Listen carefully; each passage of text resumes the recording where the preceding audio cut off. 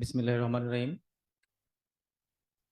Federation of Chambers of Commerce and Industry এবং custom excise and VAT Dhaka south এর যৌথ আয়োজনে আজকের কাস্টমস অ্যাক্ট 2023 বিষয়ক আজকের এই কর্মশালায় সবাইকে স্বাগত জানাচ্ছি।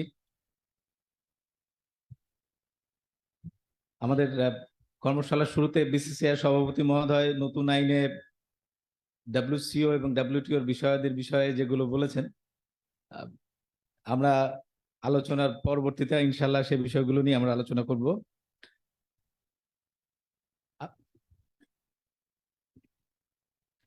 আমাদের এই কাস্টমস অ্যাক্ট এর প্রণয়নের যাত্রা শুরু হয়েছিল 2014 সালে এবং এই অ্যাক্ট করার আমাদের তো একটা কাস্টমস অ্যাক্ট ছিল। এই অ্যাক্টটা করার উদ্দেশ্য ছিল আমাদের বাণিজ্যকে সহজীকরণ করা। মূলত আমাদের বাণিজ্য এক্সপোর্ট এবং ইম্পোর্টে আমাদের যে সময় এবং ব্যয় এটাকে কমানো, এটাকে উদ্দেশ্য করেই আমাদের আইনের যে বিষয়গুলোকে সহজীকরণ করা দরকার ছিল এবং আন্তর্জাতিক উত্তম চর্চা বা ইন্টারন্যাশনাল বেস্ট প্র্যাকটিস আমরা যেগুলো বলি সেগুলোকে আমাদের আইনের মধ্যে নিয়ে আসাই ছিল মূল উদ্দেশ্য। এখন বেস্ট প্র্যাকটিস বলতে আমরা কোনগুলোকে আমরা বুঝবো? কাকতালীয়ভাবে ঠিক একই সময়ে কিন্তু আমরা বেশ কয়েকটা আন্তর্জাতিক কনভেনশন এগ্রিমেন্টে আমরা অংশীদার হয়েছি। তার মধ্যে প্রথমটা আমি বলেছি ডাব্লিউসিও রিভাইজড কিয়োটো কনভেনশন। এটা কাস্টমসের মডার্ন কাস্টমসের ব্লুপ্রিন্ট বলা হয়। কাস্টমস মডার্নাইজেশনের যাবতীয় কিছু এই কনভেনশনের মধ্যে আছে।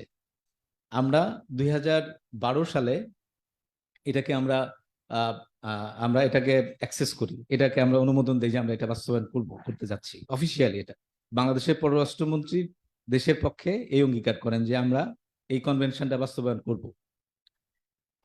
এরও আগে আমরা 2010 সালে WCO safe framework of standard, যেটা এটা মূলত সাপ্লাই চেইন সিকিউরিটি রিলেটেড। এখানে ব্যবসায় customs to business, customs to customs, customs to other government agencies, এই বিষয়ে যত ধরনের ইন্টারাকশন আছে সেগুলোকে বাস্তবায়ন করে বাণিজ্যকে নিরাপদ করা, এই জাতীয় অঙ্গীকার, সেটাতেও আমরা বাংলাদেশ রাষ্ট্রীয়ভাবে ইন্টেন্ট জানায় যে আমরা এটা বাস্তবায়ন করতে চাই। এই ডাব্লিউসিও সেফ ফ্রেমওয়ার্ক অফ স্ট্যান্ডার্ডের হাত ধরে কিন্তু আসছে আমাদের এইও প্রোগ্রাম। আর সর্বশেষ যেটা আমার মনে হয় যে ট্রেড ফ্যাসিলিটেশনের ক্ষেত্রে এটা সবচেয়ে জনপ্রিয়, যেটা ডাব্লিউটিও ট্রেড ফ্যাসিলিটেশন এগ্রিমেন্ট। এর মধ্যে শুধু কাস্টমস না, অন্য যত এজেন্সি আছে বিশেষ করে এক্সপোর্ট ইম্পোর্টের সাথে সবার জন্য কিছু করণীয়, এবং এই আমি শুরুতে যেটা বলেছিলাম যে ব্যয় এবং সময় কমানোর জন্য যতগুলো এজেন্সিকে যা করা দরকার, এটা হচ্ছে তার কমপ্লিট প্যাকেজ। এটাও আমরা অনুমোদন করেছি, কিন্তু 2014 পরে আমরা করেছি 2016-তে।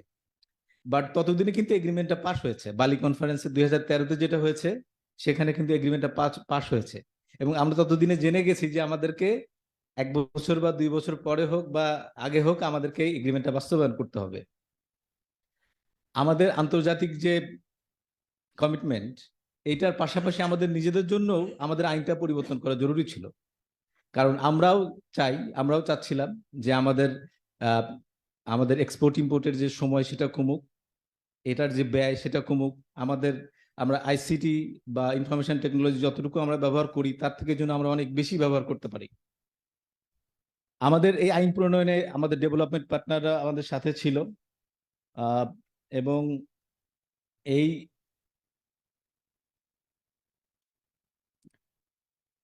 আমি যে ইন্টারন্যাশনাল কমিটমেন্ট যেগুলোর কথা বললাম এটার মধ্যে যা ছিল আমি সব বিষয় এখানে আনতে পারিনি, বাট মোটা দাগে যেগুলো আমাদের ট্রেড ফ্যাসিলিটেশনের দরকার সে বিষয়গুলো আমরা নিয়ে আসছি। তার মধ্যে এইও, risk management, single window, PCA, এর বেশিরভাগই আপনারা শুনেছেন।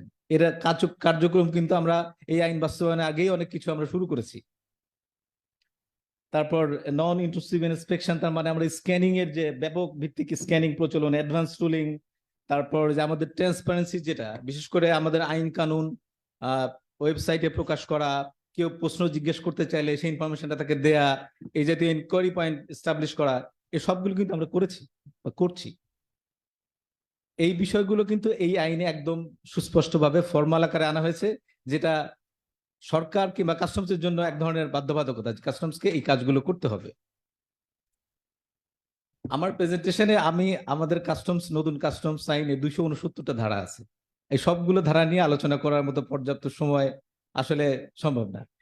শুধু যেখানে পরিবর্তন হয়েছে এবং যেগুলো আমাদের এই এক্সপোর্ট ইম্পোর্টের কাস্টমস ক্লিয়ারেন্স সহ যাবতীয় ক্লিয়ারেন্সকে সহজ করবে, সেই বিষয়গুলো আমরা নিয়ে আসছি।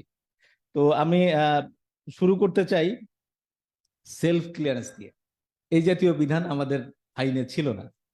সেলফ ক্লিয়ারেন্স বলতে যে কাস্টমসের কোনো রকম ইন্টারভেনশন ছাড়া আপনি ডিক্লেয়ার করবেন, স্বয়ংক্রিয়ভাবে অ্যাসেসমেন্ট হবে, আপনি পেমেন্ট করে চলে যাবেন। এই বিধানটা আনা হয়েছে আইনে এই প্রথমবারের মতো, এবং সেটা আমি সিম্বলিক ভাবে রং দিয়ে বোঝাতে চেয়েছি যে এক সময় আপনার কাস্টমস এক্সামিনেশন ছাড়া এক্সিট হওয়ার কোনো রাস্তা ছিল না। 2001 সালের পূর্ব পর্যন্ত হয় আমাকে অ্যাসেসমেন্টের